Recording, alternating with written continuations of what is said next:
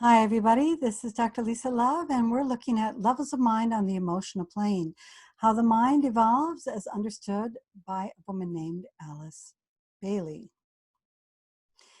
So those of you that have been following my videos are probably used to this. I start every video out with this slide, which is that we're looking at 10 evolutionary groups and 3 main stages of human and spiritual growth and development according to Alice Bailey's model.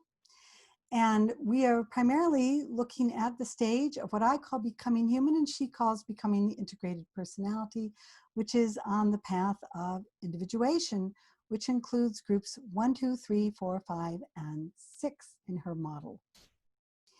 Now, these groups are focused primarily on the realm of the 5 senses. You get up in the morning and your day is all about what you see, hear, taste, touch, smell out there. And it's all about trying to get sufficient mastery of your body, emotions, and mind for the purpose of exploiting the world out there. And at group 1, you have very little ability to do that. At group 6, you have tremendous amount of ability to do that. In fact, you can pretty much get all of your desires met at group 6. So this is her model. Again, to the left, or if you're brand new to this is a video you're just starting, this is the model that Alice Bailey uses. This is the same thing that I've overlaid with all these different colors. These color choices are mine. And this is also my desire to try and highlight some of these different steps that we go through, personality to egoic lotus or soul, to spiritual triad to monad, in development of her system. Now, we are looking at the emotional plane. There are 7, 1, 2, 3, 4, 5, 6, 7 planes in her model. Each one has 7 subplanes, making 49 subplanes. I've tried to distinguish them better with the colors here. And we are focusing primarily how mind works on the emotional plane. Most humans are said to reside with their consciousness and their mind functioning on the emotional plane, according to Alice Bailey. And they are trying to integrate their personalities so that they move from just barely knowing that they're an individual and starting the process of individualization in group 1 to really knowing they're an individual and asserting their individuality very strongly in the world by group 6. Now, Bailey has 6 kinds of mind in her system. There are more beyond the emotional plane and the mental plane, but I'm just talking about 3 kinds of mind on the emotional plane, which are instinctual mind, lower concrete mind, and personality mind, which we will talk about in this video. And then I'm going to do another video about 3 kinds of mind on the mental plane, lower concrete mind, center mind, abstract mind. Now, a lot of people will be surprised, if you already know the Bailey system, to see the word lower concrete mind show up on the emotional plane. We're so used to thinking that lower concrete mind occurs on the mental plane. It originates on the mental plane, but it operates for most human beings on the emotional plane in Bailey's system. And this particular video is going to explain that a lot more. When we look at, first of all, instinctual mind, we're going to see that that starts to develop with groups 1 and 2, which tend to be much more primitive in their use of the mind and primitive in their understanding of the world. They tend to be highly dependent on others to try and even survive in the world. Go look at my video on groups 1 and 2 if you want to learn more. And group 3 also operates a lot through instinctual mind. And we're going to take a look in this video about what that is a little bit more. Group 3 is said to be the 3rd largest group dominant on the planet, according to Alice Bailey's assertions. And these groups are made up of what's called Lemurian consciousness. Now, that may surprise people to think that there are Lemurians plentiful amongst us today. If you're a new agey kind of person and, you know, or ancient aliens kind of person, you may be used to thinking of Lemuria as some distant continent or place thousands of years or tens of thousands of years ago. Bailey does mention Lemuria. She does mention Atlantis, but she's not talking about, for the most part in her books, the Lemurian and Atlantean races, she's talking about Lemurian and Atlantean consciousness. The level of consciousness is still pretty much dominant amongst us today, especially Atlantean consciousness, Lemurian consciousness less so. And I believe that group 3 is transitioning from Lemurian to Atlantean. She doesn't say specifically that group 3 is Lemurian consciousness. She starts saying Atlantean consciousness comes in around group 4, but I, in my research, think group 3 is like a transition group.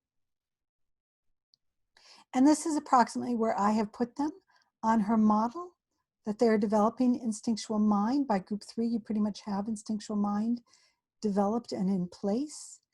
Bailey does not say exactly where these groups go on subplanes in her model. This is my idea based upon my understanding of her model, having read her books, each one at least 5 times, researching them on the internet over and over and over again, creating numerous compilations. I feel pretty comfortable with my assertion here. It may go just a little bit below, maybe down to the top level of the physical plane, but for the most part, I feel pretty good about where I've put these 3 groups.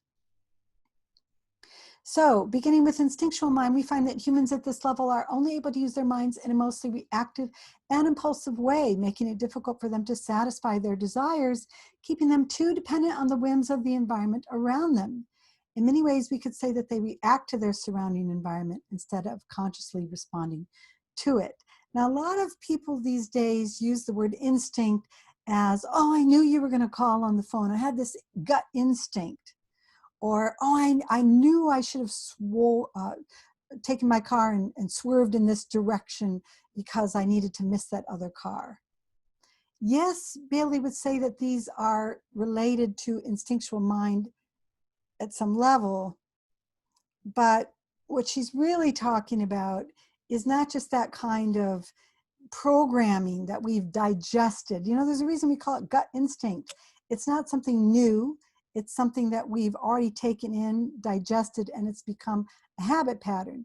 Either a habit pattern because of our education in this life, or a habit pattern because of genetic conditioning of the human race on a whole.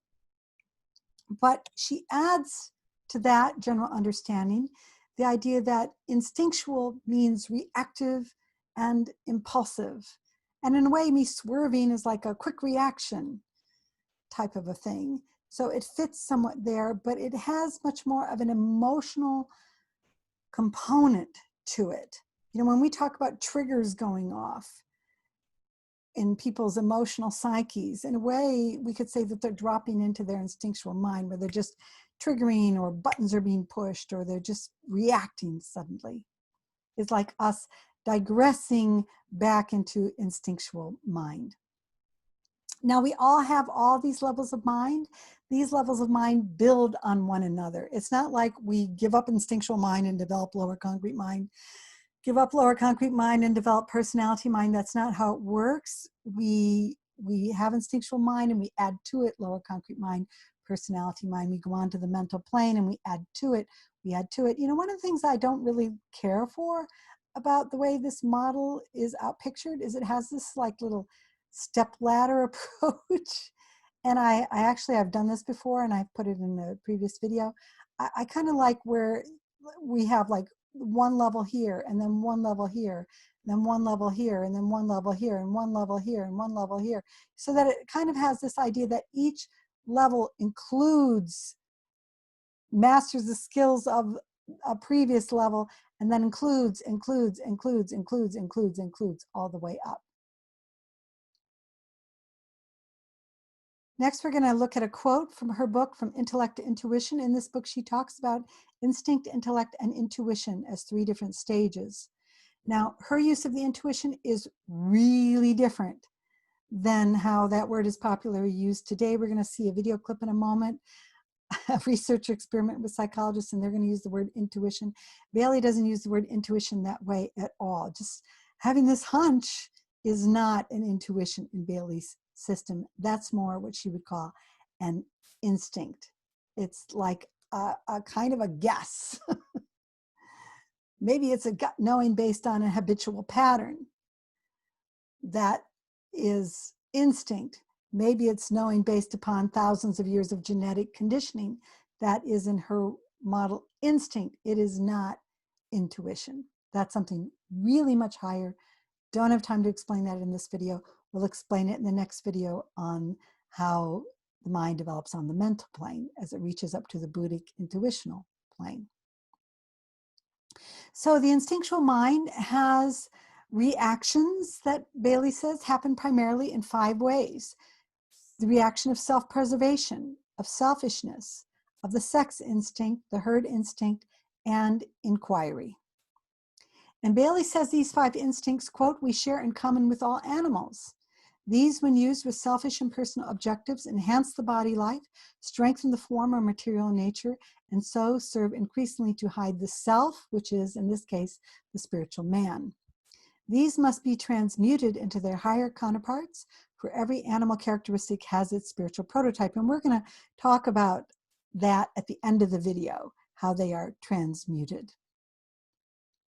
So by self-preservation, she means at first, self as the integrated personality, locked in the realm of the 5 senses, trying to preserve itself and survive. I've got to preserve my body. I'm afraid of death. It's me or it's you that's going to go out in this world. I'm the one that needs the goodies. I'm the one that needs the stuff, not you. Self-preservation in the lower sense of the personality, which is also full of selfishness. And she says, quote, this includes the instinct which causes the lower self to thrust its way forward and force itself upward to get its desires met in the realm of the 5 senses.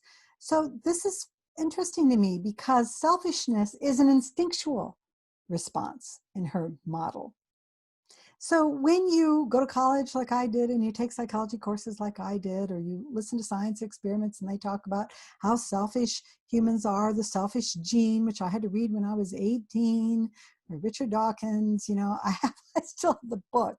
And the other day I was looking at it and I have all these little notes. I was 18 and I was debating with him and I have all these pencil marks where I'm disagreeing with so many things he's saying in there. And I'm much older now, and I was looking at it not too long ago, and I thought, geez, my arguments are pretty good. We're talking about, when we look at selfishness, at the integrated personality stage, the first stage of development in the Bailey model. We also have the sex instinct, which she calls, quote, an animal instinct powerfully governing all animal forms. And my words, so that sexual relations are instigated based upon the instincts of the hormones and emotional desires. Now, one of the big problems and confusions we have in the world today with sex is more liberated than ever. It's more out of the closet than ever, and yet we're more thoughtlessly looking at it than maybe ever before.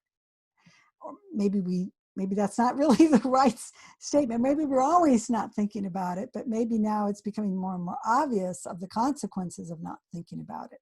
And again, most materialistic scientists, which is going to be primarily groups 5 and 6, locked in the realm of the 5 senses, are going to say, hey, lots of other animal species have sex like this and sex like that and sex like this and that. Therefore, we humans should act just the same.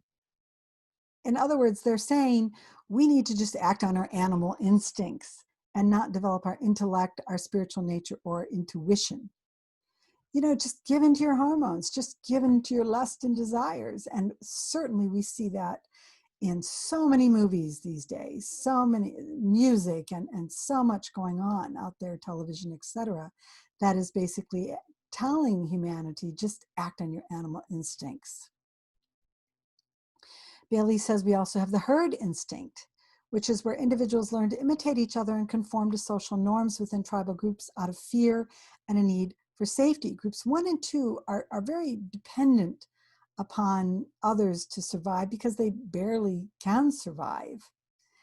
And group 3 is getting more into herds and tribes, but in small little groups here. Groups 4 and 5 gets into herds and tribes in really big groups. Group 6 kind of gives up the whole idea of a tribe. And we'll find that out later when I do my group 6 video, which is coming up. But in general, this is a disagreement that we have with the integral model, which we're going to look at in just a little bit. because they consider red, which is similar to Bailey's group 3, as developing tribes. And that is true to a limited degree. At the instinctual level, it starts in the Bailey model, but it really develops full blown in her groups 4 and 5 especially. And we have the instinct to inquire, which she says, quote, is the urge to inquire and to investigate, which characterizes all minds at a high or a low level. So that beginning inquiry, that beginning wanting to know, starts out with human beings in groups 1, group 2, and then develops more as their intellects grow, as individuals learn to imitate each other and again conform to social norms within these tribal groups. Their inquiry, therefore, is limited, often by their conditioning, until they start to break out of that, especially in group 6, is where the inquiry at the end of the integrated personality phase liberates itself from these initial stages of inquiry, which is just barely getting to know about the world and getting to know about it more, but only being willing to learn what stays within the safe limits of what your political, social, cultural, religious group tell you is okay to know. So to sum up, the instinctual mind is focused mainly on using the mind to inquire into how to survive so that one can meet one's needs and preserve oneself so that one's desires can be met in a selfish way. The instinctual mind also reveals that one of the best ways to get one's needs met, money, security, pleasure, sex, power, is to get into herds or tribal groups, safety in numbers. The instinctual mind is also dominated by indiscriminate sexual impulses and desires, so the mind is obsessed at only, and that should be and, only able to function at these lower levels. We certainly see a lot of that with the sex instinct. You know, we are being fed that sex instinct so that we can, more and more porn, et cetera, so that you don't spend your day developing your mind, developing, just learning how to understand and work with your emotions more effectively, learning to have better human relations, learning how to, really be a success in the world. Instead, what we see is you just spend the whole day watching porn in an indiscriminate way, not really thinking about things. Or we end up having sex with people impulsively and wake up the next day and go, oh my God, what did I do? And sometimes, on a rare occasion, that's going to work out. I've heard of couples that got married spontaneously and stayed together 30, 40, 50 years and loved each other. But for the most part, it doesn't work out. And we also see that indiscriminate sexual impulse in getting pregnant when we don't want to be pregnant. Now, we have birth control these days, and yet there are groups that are wanting us not to have birth control, which doesn't make much sense to me, because then we're just feeding the indiscriminate sexual impulse and desire here without using our minds to discriminate. We're going to come back to this more at the end of this video. Now I want to stop and do some correlations to what Bailey has to say with a modern day psychologist, Jean Piaget. Bailey wrote her books between 1919 to 1945. The majority of her work was done 20s and especially the 30s here. And Piaget has 4 different stages: sensory motor stage, which develops birth to 2 years. That would correspond primarily with Bailey's group 1 moving into group 2. Pre-operational stage, 2 to 7, corresponding with her 2 to 3. Concrete operational stage, 3 to 4. Formal operational stage, 4, 5, and 6. Just to let you know, brief overview. But I want you to understand Piaget's system briefly, because I think it's important for us to learn about this, because then we'll better understand why Bailey herself says lower concrete mind operates on the emotional plane, and abstract mind, which almost all human beings develop concrete mind, and most human beings develop abstract mind. That's another thing that happens here at formal operational stage. Why these things operate on the emotional plane, even in Bailey's model. So now we're going to learn about the first stage, the sensory motor stage, where children start to get what's called object permanence. We see that up there, object permanence. And for those of you that watch my videos on groups 1 and 2, you learn, this is the path of individuation in the Bailey model, that it begins when we're infants and we learn that we're individuals. We're going to see peekaboo here in just a moment, where literally the mother disappears in the child's mind. And we saw in the video on groups 1 and 2, the Rouge test it's called, where children go look in a mirror and they don't know it's them in the mirror. Most animals haven't individualized yet. How do you know they haven't individualized? I've seen it in animals. I've seen birds attack themselves in the hub wheel of a car, the hubcap of a car. They see their image reflected, they think it's another bird, and they attack the bird. They don't know it's them. And so this stage, we don't yet know fully that we're individuals until around 18 months, they say. Most children will discover that, oh, that's me in the mirror, instead of just ignoring the mirror, thinking it's somebody else, looking behind the mirror, trying to find the other person, or going through these things here where they're still trying to get object permanence according to Piaget. Let's take a look. New babies aren't quite sure what happens to objects when they leave their sight. Sky's mom keeps disappearing and reappearing. No wonder peekaboo is so much fun. During their first year, however, infants will learn an important concept: object permanence. Everything has a life of its own, even if it is out of sight. At Maya's age, babies know to look for the object, but they might not have everything else straight. 10-month-old Simon is about to make a classic mistake, known as the A, not B error. Although he watched us place the toy plane under the white cloth, he'll look for it where he last found it, not where he watched us hide it. If a 1-year-old can't find an object they want right away, they're likely to give up looking. So this is something that's important to understand in our development. And we have this idea that comes from theosophy, that in ancient Lemuria, they learned how to individualize. Well, we see that recapitulated in human beings. And this idea of recapitulation, going through all the previous stages, is an old idea. Theosophists talked about it. Alice Bailey talks about it. Rudolf Steiner, a theosophist, talked about it. And that means that as human beings, we go through all the stages that human beings have gone through before, up to a certain point, and where we stop is where our current development is. So we notice that the children in this video, that they are finally understanding, you know, when you play peekaboo, you know, I do this, I'm gone.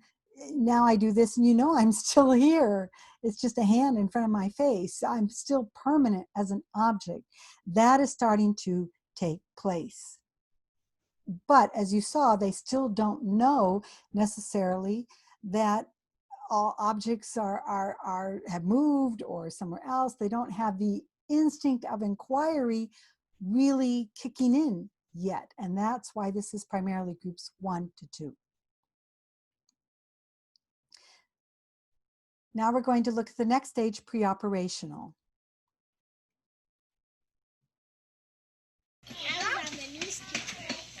According to Jean Piaget, children enter the pre-operational stage of cognitive development during the preschool years. Their thinking changes dramatically in that they now have the capacity to think symbolically, using words or objects to represent something else.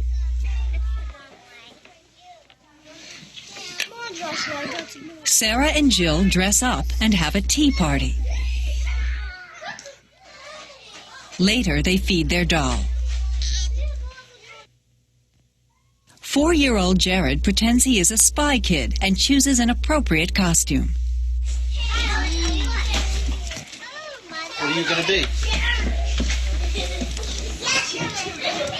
A spy kid. I think you should have dinner with them.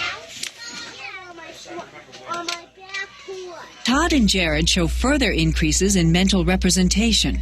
They are engaged in what Piaget called symbolic play, clearly imagining that the blocks they are playing with are something else. In this case, a building. It's a big building? Yeah, we're gonna go in it. I don't wanna put one on. Despite these increases in cognitive skills, the thought processes of pre-operational children result in characteristic errors in reasoning. One of the most easily observed deficiencies is the tendency to view the world only from one's own perspective, a phenomenon that Piaget termed egocentrism. Because of egocentric thinking, pre-operational children hide by covering their eyes or only parts of their bodies, believing that if they can't see the seeker, then they themselves can't be seen.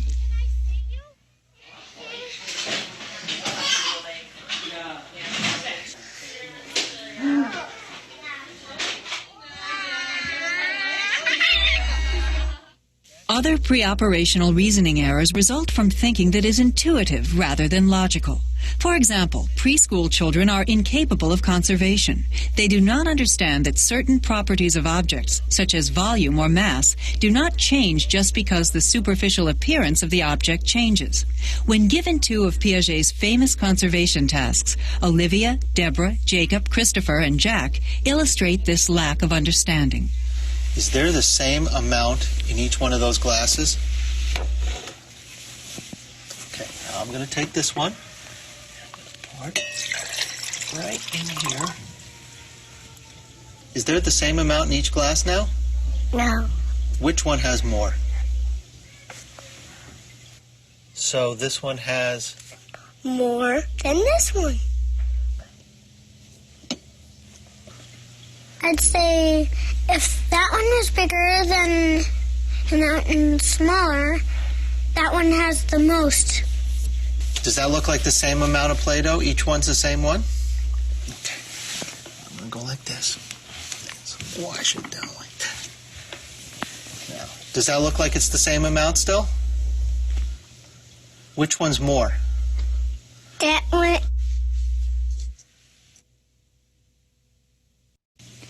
That one. Yep, this one. This one. Pre-operational children are not only tied to their perceptions, they are also unable to decenter their thinking or think about more than one aspect of a problem at a time. Their thinking also shows what Piaget called irreversibility. They are unable to reverse or mentally undo an action. The following responses to the question, why do they no longer have the same amount, illustrate these limitations in pre-operational thinking. Deborah, age 3. Because it's tall. Christopher, age 4.5. Because this one's higher than this one. Jack, age 5. Because this one's low and this one's tall. Olivia, age 3. That one is up, that one is down. Deborah, age 3. Because it's squish.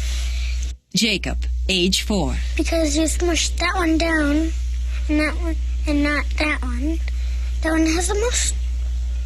As children move into the concrete operational stage of middle childhood, they are no longer fooled by appearances. So again, this in Bailey's model is groups 1, 2, and moving into 3. And whoops, we went all the way out here. Let me pull that back up.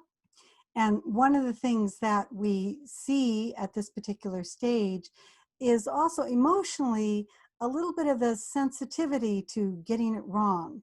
Now, the psychologist here says they use their intuition. That's not what Bailey would say. She would say they just use like a gut instinct that could be right or wrong here. Intuitional thinking in her model is very high. It is higher than intellect. So when society is using that word, and even educated people are using that word, it's not really accurate. Bailey would consider this more of a guess.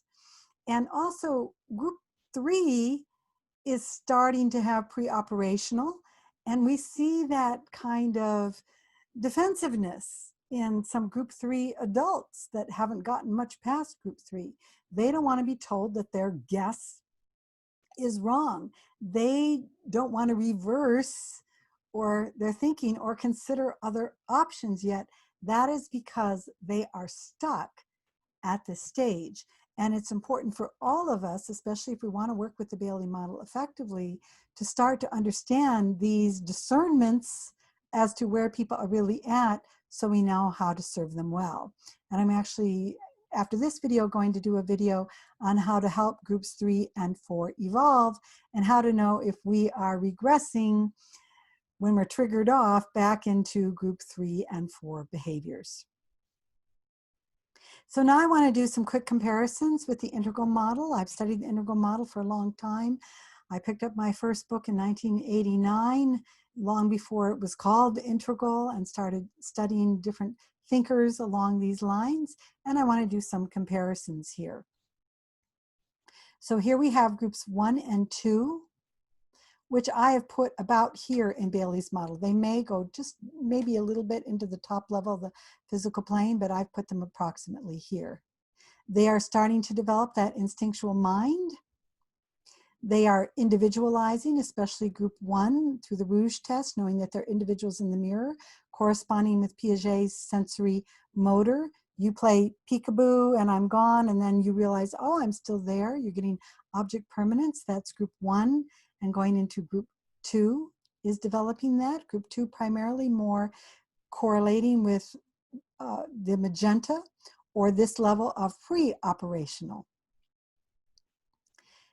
Then we have also noticing over here in the integral model that they are going from pre-egoic, where they're kind of fused and don't know that they're individuals, into egoic, where they know that they're an individual, but it's in that instinctual way through self-preservation, through selfishness, those kinds of behaviors. Then we have group 3 emerging, which I have put about here in the Bailey model, which is corresponding in some degree to integrals red, which is that next stage of pre-operational thinking that we have just looked at, where the egocentrism starts to come in more fully here. And that is another reason why we see especially group 3 can be highly selfish, highly egocentric, highly stuck on the sex instinct, beginning to develop the herd instinct. The integral model red has them developing the herd instinct far more than the Bailey model has. The herd instinct is fully developed again at around group 5. Repeating myself, but sometimes repetition helps people remember it. And that goes over here to where we increase the egocentricity in the Wilbur model. So now let's look at lower concrete mind, which is going to be more groups 3, 4, and 5, which has to do with what Bailey calls Atlantean consciousness. And again, she talks about Lemuria, Atlantis in her books, but she overall refers to them as states of consciousness. And overwhelmingly, almost all human beings in her model are Atlantean consciousness. Which is what I've just said here. The overwhelming majority of human beings are Atlantean consciousness. So what does it look like? Well, first of all, the emotional plane is where we're using lower concrete mind to observe the outer world. I've said that before, I'm saying that again here.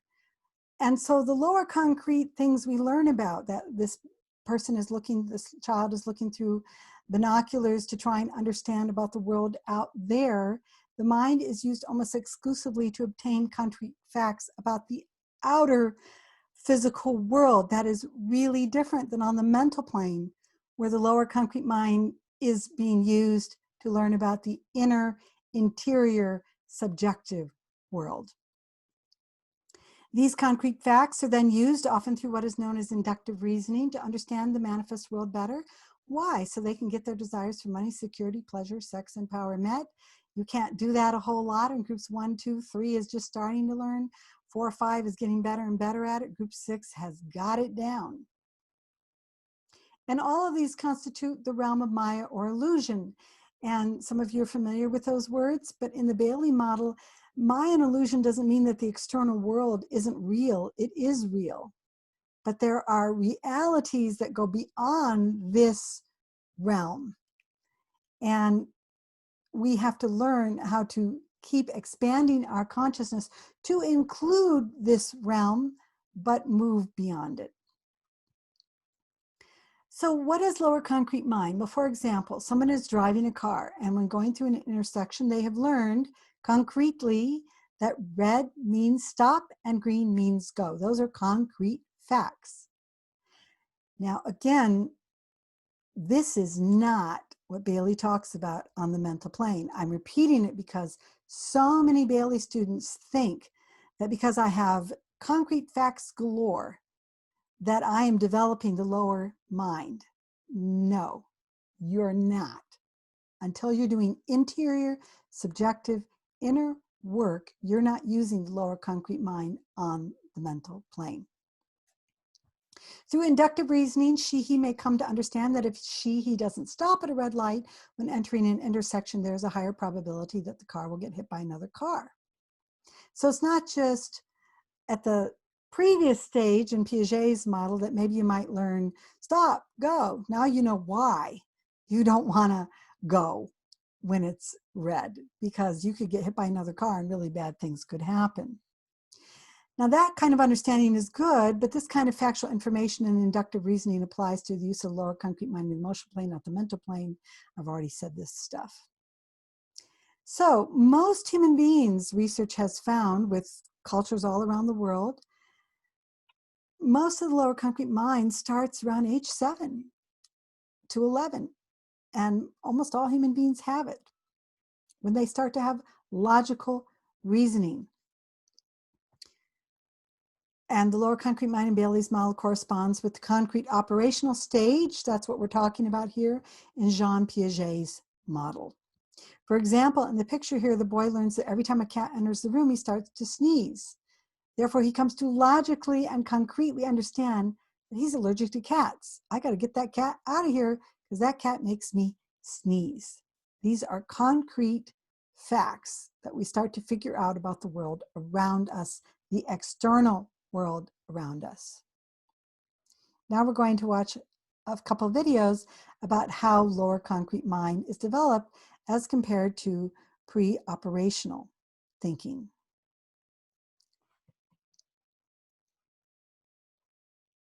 It says, if you hit a glass with a hammer, the glass will break. I knew that. And then this one says, Dawn hit a glass with a hammer. I knew that too. So what happened to the glass? It broke. It broke. Why did it break? Because the hammer's hard. If you hit a glass with a feather, the glass will break. No, it won't. And this is the second rule. Dawn hit a glass with a feather. What happened to the glass? Nothing. Nothing happened? Why didn't anything happen? Because the feather was soft. First one says, if you hit a glass with a feather, the glass will break. Okay. And the second one, Dawn hit a glass with a feather. What happened to the glass? It broke. And why did it break? Because the rule says if you hit a glass with a feather, it'll break. So if you hit a glass with a feather, it broke. So in this particular video, the first represents more pre-operational, and in a way, it makes sense. I mean, feathers can't break something, hammers break something. That seems like a logical fact, but that's not what's going on here. The boy is being presented with rules, and he has to learn to deduce what will happen if those rules were in play, if a feather really could break a piece of glass. I want you to notice another thing here, because this is kind of like more of a group 3 and a little bit of a group 4 kind of a thing. The defensiveness in this first boy here. In other words, first of all, he acts like he knows what's on the cards. You know, Dawn hit something with a feather. I knew that. Well, how does he know that? He hasn't been presented with that. Who's Dawn, et cetera, et cetera. And that's a lot how group 3 people work, because their minds are conditioned so much by emotion. They are protecting self-preservation, themselves, their ways of thinking, their ways of being. And we see that kind of self-preservation going on to a much larger degree with the boy than with the older girl. Now we're going to see a contrast between pre-operational and concrete, again, in what's known as egocentrism and perspective taking. Can you tell me what you see when you look at that from where you're sitting? What are some of the things that you see? And a cat. A cat. And a tree and a bone. Okay, now we're going to do the same thing. Can you tell me what you see when you look at it from that stool? An owl. An owl? And him. What is that? A goat. A goat? Yeah. Okay, is there anything else you see? Yeah, right there. Right there, what is that? A tree. A tree. And that's another little tree. Another little tree? Yeah. Right. Okay. And can you tell me what I see when I look at this from where I'm sitting right here? An owl. Okay. And a goat. Mm-hmm. And a little tree. And that. And that.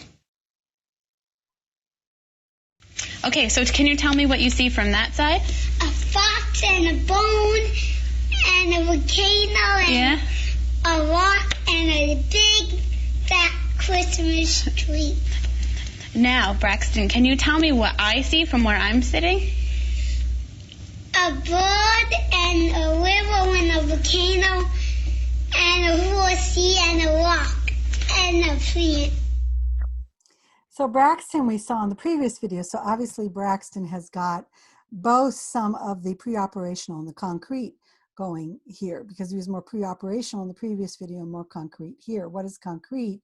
That is, Braxton's the older boy, that is the ability to take somebody else's perspective, to be a little less egocentric, to be a little less selfish in your perspective, but you still will have a lot of selfish behaviors, so on and so forth here.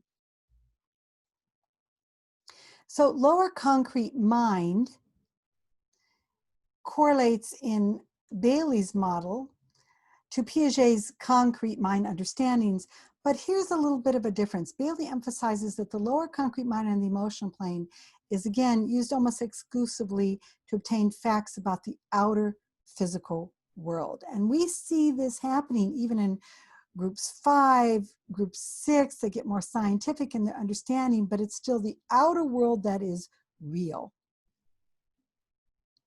These concrete facts are then used, often through what is known as inductive and deductive reasoning, to understand the manifest world better, primarily, again, for the purpose of gaining what you want out there.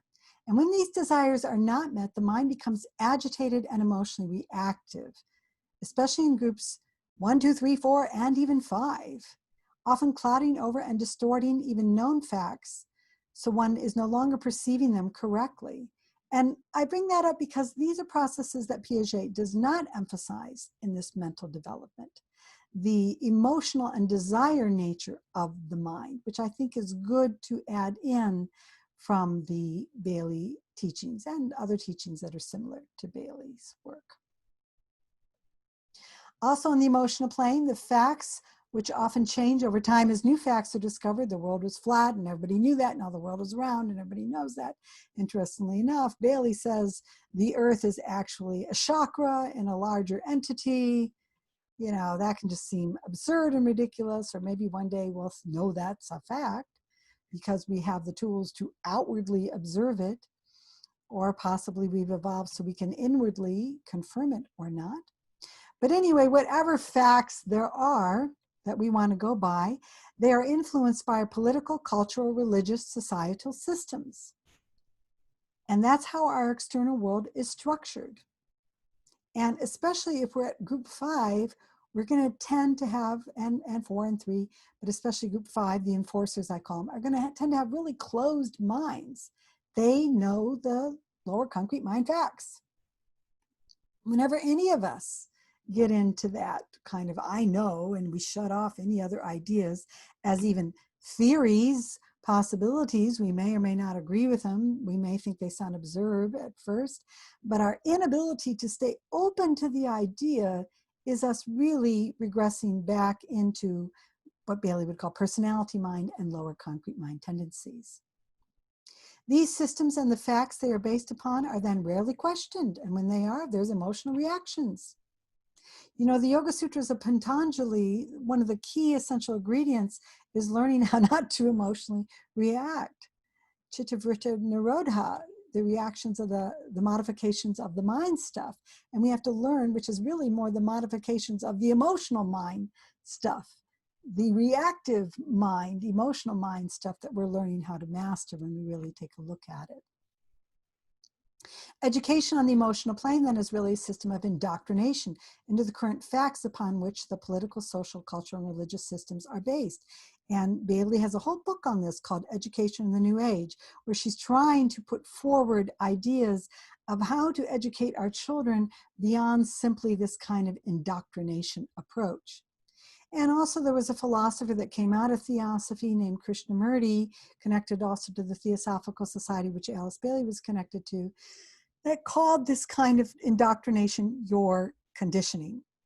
And a lot of what he was about was getting people to start to question their conditioning.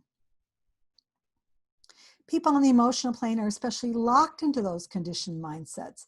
And though Krishnamurti worked hard to get people to wake up on how they were operating out of their conditioning, Bailey would argue that people in groups 1 and all the way up to even group 6, a little less likely group 6 to be reactive, a little more open-minded, but groups 1 through 5 are going to find it very difficult to question their conditioning, if not impossible, at the lower groups. I've watched many, many videos of Krishnamurti. I've read, 6, 7, 8 of his books. I'd have to go by bookcase and count them again. And one of the things that I often found amusing is you would see even Krishnamurti start to emotionally react. Once I saw him get up off the stage and walk off in disgust because his audience wouldn't look at their conditioning. Well, Bailey would say that he himself needs to look at his emotional nature of his desire mind in that moment, in his own frustration. How many of us have that? Most of us, we all have a lot of evolution to do here. But the main point is, if we start to understand, can they question their conditioning? We might not get so upset. We might not walk off stage. We might not do a video on YouTube, which I almost put in here, called Why Don't You Change? By Krishnamurti. Otherwise, you'll be tribal, you'll be this, you'll be that.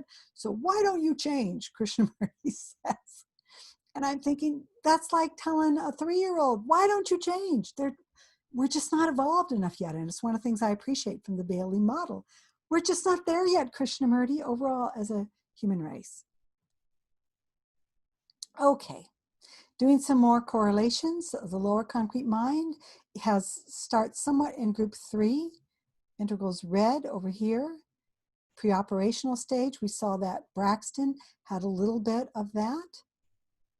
But then and a little bit of that egocentric nature, but then it goes up to group 4, correlates with integrals amber, and starts to bring in concrete operations, which is able to be more ethnocentric, that is not just selfish, but thinking more about the group self in terms of the tribal nature developing more and more conventional or conditioned in their thinking, and groups 5. Which correlates to their amber expert level. Okay, let's finish this off with personality mind. Groups 5 to 6. Groups 5 is Atlantean consciousness. Group 6 is becoming Aryan consciousness. And Bailey says in her books over and over again, this has nothing to do with Hitler's use of the word Aryan. She was around at the time of Hitler. Hitler did all kinds of things to take spiritual concepts and pervert them so people would no longer see them as spiritual, they would see them as evil somehow. And that applies to the word Aryan, which originally meant noble. And I put them around the top of the emotional plane. Maybe they go a little bit into the mental plane, especially group 6. Again, Bailey did not say where these groups fit in her model. This is what I'm saying based upon my understandings of her system. So Bailey says about personality mind, this assumes control over the man and leads him to prove the nature of power and of success, and above all else, integration. Remember, we're on stage 1, which is the integrated personality, the path of individualization becoming more and more of our own individual. And we really see at group 6 how they break out of the tribal conditioning and they want to be their own person more and more and more. And since group 6 is supposedly the group that's coming in more and more with the personality mind next to become more and more dominant, we might see an overemphasis in the coming hundreds of years, maybe few thousand years, that each and every individual wants to be seen as an individual. Maybe that's part of the growing trend towards tattooing, so that I can easily distinguish myself, or different colored hair, I can easily distinguish myself, or the kind of arguing going along about, well, there's not just this sex or that sex, there's multiple sexes that I can be. And we might just see that as a prelude of coming attractions for the human race. So the personality mind in Bailey's model corresponds to some degree with Jean Piaget's formal operations notion, where children around age 12 and into adulthood begin to think abstractly and form hypothetical ideas. Now, this is, again, really important for those of you in the Bailey teachings to understand. Abstract mind develops in a lot of human beings by age 12. When Bailey talks about abstract mind as existing on what she calls the plane of the solar angel at the top levels of the mental plane, it is not this. Because this, almost all human beings have. And she says quite bluntly, almost all human beings are on the emotional plane. So abstract mind, what she's talking about, is more similar to what Piaget is talking about. And abstract mind on the mental plane is more about, as I said at the beginning of this video, being able to abstract, remove the personality tendencies and substitute or replace them with soul qualities. And I basically just said that here. So how does Piaget's formal operations overlap with Bailey's personality mind? Primarily, the ability to solve abstract equations and think more logically and idealistically is used to help those in group 5 and especially in group 6 become more powerful and successful. That's her definition of the personality mind, within the realm of the 5 senses that they have integrated themselves increasingly into. When you read about what Bailey says is an integrated personality, it is not only the ability to kind of Tony Robbins-like integrate and have mastery of my mind, my emotions, and my physical body. It's for the purpose of also, and this is a necessary phase, Bailey emphasizes, to be able to integrate into the outer world. A truly integrated personality can be in the outer world effectively. In fact, if you haven't been able to do this, when you get into her group 7, she talks a lot about this. I've written extensively on what she says. You're going to have problems, cleavages, gaps that are going to affect your ability to move along the spiritual path effectively. And that's in her book, Esoteric Psychology, Volume 2, which explains a lot of the problems that happen, especially in group 7, when we haven't gone through these previous stages in the right kind of way, including group 6. We haven't really learned how to integrate our mind, emotions, and body in the right way. And we haven't learned to integrate into the outer world in the right way. We haven't developed enough personality mind. And I will talk about in my video on group 6, which reaches the heights of integration, how Bailey's integrated personality uses the mind both to dominate the material world and exploit it to her or his satisfaction. So nearly all, or maybe even all, of their desires for money, security, pleasure, sex, and power being met. That's the 10%, that's the 1%. That's what they're able to do. And they're able to do that either for their own selfish desires or in service to others, which is what she says group 6 starts to move into. Again, going back to Piaget's model, these are the characteristics of formal operational thought. You can think abstractly. You can solve algebraic equations, for example. You are able to think idealistically about what is possible, about ideal characteristics of yourselves, others in the world. Imagine all the people, John Lennon like, what do you want the world to be? That is a property of personality mind, not necessarily on the spiritual plane, unless you're using it in a specific way, which I'll talk about in the video on the mental plane. And you're able to think logically, to solve problems and to systematically test solutions, which that's my cat. That's why I have this background on, now you know. You're able to see, trying to hide her, you're able to see how we solve problems, like how to hide your cat, logically and systematically. Next time I'll put her in the room, since she cries a lot and bleeds into the video anyway. All right, let's look at a video of how formal operations is working according to Piaget.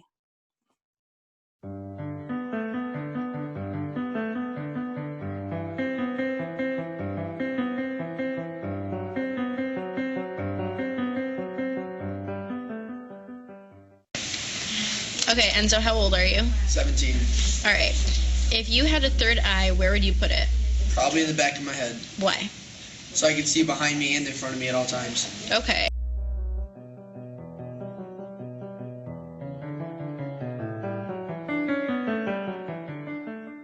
If Kelly is taller than Allie and Allie is taller than Joe, who's the tallest? Kelly.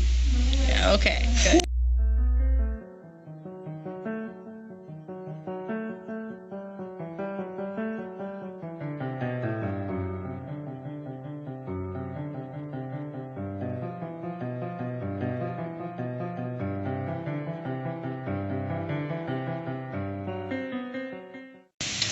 What would happen if people stopped having children? Oh my God. Then the human evolution will come to an end. Okay, what are some things that would happen before that? People are going to be unhappy. I don't know.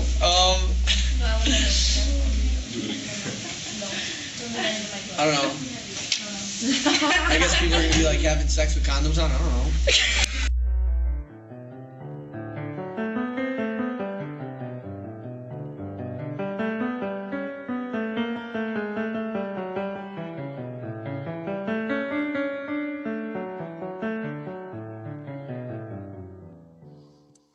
All right, so, and one of the reasons I put that there is it shows, again, I've kind of drummed my point, maybe beat it to death in this video, how we need to rethink the Bailey model and put abstract and concrete thinking where she puts it on the emotional plane. So the personality mind, again, the integrated personality reaches fruition in Bailey's group 6, means comes to its height. She calls him the cream of humanity. Uses all levels of the mind developed so far. He can think instinctually, factually with a lower concrete mind, and even abstractly to envision future success. So he can get almost all the desires for money, security, pleasure, sex, power met. Doing so mainly for one's personal or personality, it's an integrated personality, satisfaction at first. And I have here, the integrated personality is immersed in and attached to the outer world through concrete mind. And they're able to do that at first, like Enzo, you know, kind of thinking what solutions may be if we couldn't have sex anymore or have children anymore, to coming up with really amazing kinds of abstract ideas as we get up into group 6 and the higher levels of the emotional plane and maybe the lower levels of the mental plane, not into the higher levels of the mental plane, because it's about a totally different kind of process than this. So even if the mind can solve mathematical problems, envision a future, such as one full of material inventions, make that future come true. We're going to go to Mars, for example. We're going to have electric cars everywhere, for example. It's still being used within the realm of karma, within the realm of desire. It's still trapped into believing that the material world is primarily the real world.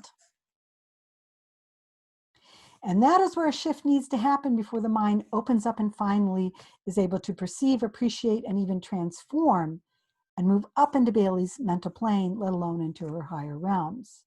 Going back to the 5 instincts that Bailey spoke of earlier on, we'll now take a quick look at how Bailey believes these will be transmuted as humans shift from the emotional plane onto the mental plane. And then once we're done, I invite you to find that video on the mental plane. I'll have that ready if you're just watching this for the first time I put it up within a couple weeks of this particular video. Before I show you those transitions of those 5 instincts into the mental plane, let's do some correlations. Here's the personality mind. Groups 5, again, Amber expert on the integral model, having to do with formal operations.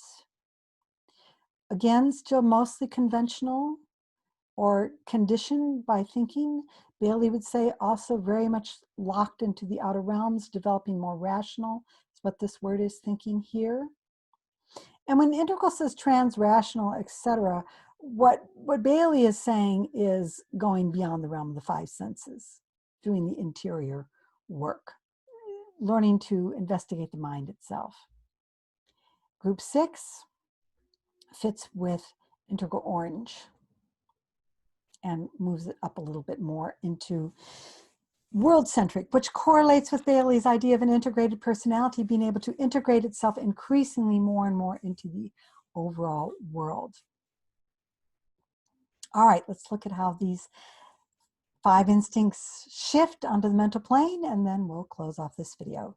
So self-preservation, Bailey says, is transmuted into the realization of our immortality.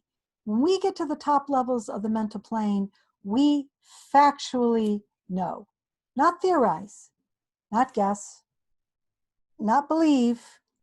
We know we're immortal. So self-preservation goes from the integrated personality locked in the realm of the 5 senses to the soul-infused personality, and then eventually monadically infused, where we factually realize our immortality. We realize the true self. Selfishness, which she says is the instinct which causes the lower self to thrust its way forward and force itself upward, will eventually be transformed into the domination of the higher or spiritual self.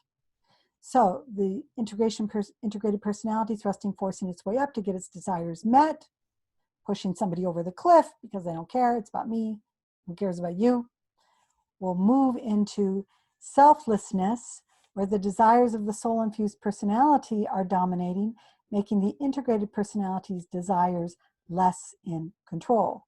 So the self of the integrated personality is less in control. In a way, there's a higher form of selfishness. There's the self of the soul-infused personality using all of its capacities to do what it can for the sake of the whole, which it knows itself factually to be. As far as what she says about sex and animal instinct, powerfully governing all animal forms, that will give place to a higher attraction and will, in its noblest aspects, bring about conscious attraction and union between the soul and its vehicle. In other words, that animal instinct based on hormones, emotional desires, lust, society telling you, go for it, get all the sex you can. You know, men can't help themselves with all their testosterone. We've investigated their hormones. They don't have like a mind. They don't know how to think. They don't have a soul. They can't master anything. Women can be the same way, but testosterone tends to make you more wanting sex. Has to be transmuted into conscious attraction and union. We consciously know who we want to attract, why we want to attract, what will happen from that union. Love and right use of the mind consciously selects a partner and determines what the union will create. And beyond that, I consciously see what kind of partner you will be if I partner with you. If I connect with you through sex, I understand esoterically what sex is. No time for that talk here. Maybe I'll do a video on that someday. You know, I understand what will come out of that union, whether it's children or some other creative aspect. But more than that, I understand that the ultimate conscious attraction and union is between the soul and its vehicle. In a way, what that means, why sometimes you choose celibacy or why sometimes you have to have monogamy, is because you're in an elevator trying to get to a whole new floor. And you are attempting to transmute, to change, to get to another vibration, to get to a higher level. And sex can be a very complicated thing for a lot of people, even on the spiritual path. I'll talk about that more when I get into group 7 and the problems they face, and also the latter stages of group 6 at the aspirant stage that Bailey calls it. The herd instinct is, quote, transmuted to group consciousness. In other words, group conformity, where individuals learn to imitate each other and conform to social norms within tribal groups out of fear and a need for safety, is changed to group consciousness, which is not group conformity. I'm aware of the group and I'm an individual within it. Individuals get along out of a loving impulse to consciously understand how to meet everyone's needs and help everyone evolve, which requires a lot of intelligence and what Bailey would call intuition. It's I know what you need, it's skillful means in Buddhism, and I know how to help you so that you evolve spiritually and you become a more joyful human being. And inquiry, the urge to inquire and investigate, which characterizes all minds at a higher or low level, will give place, and here's her word, to intuitive perception and understanding. Remember, intuition is a very high thing in the Bailey model. It's not instinct, it's not intellect. It's not the lower concrete mind and the personality mind, along the instinctual mind. Mind as it operates on the emotional plane. It is mind as it operates on the mental plane, attempting to get to the intuitional or Buddhic plane, where individuals develop their ability to tap into the intuitive plane above the mental plane, developing Buddhic, Christ, Krishna, or Krishna consciousness. So there it is. Thank you so much for your taking the time to watch this video. And I hope that it has helped you understand Bailey's model better and also how it correlates to integral and to Piaget. Thank you so much.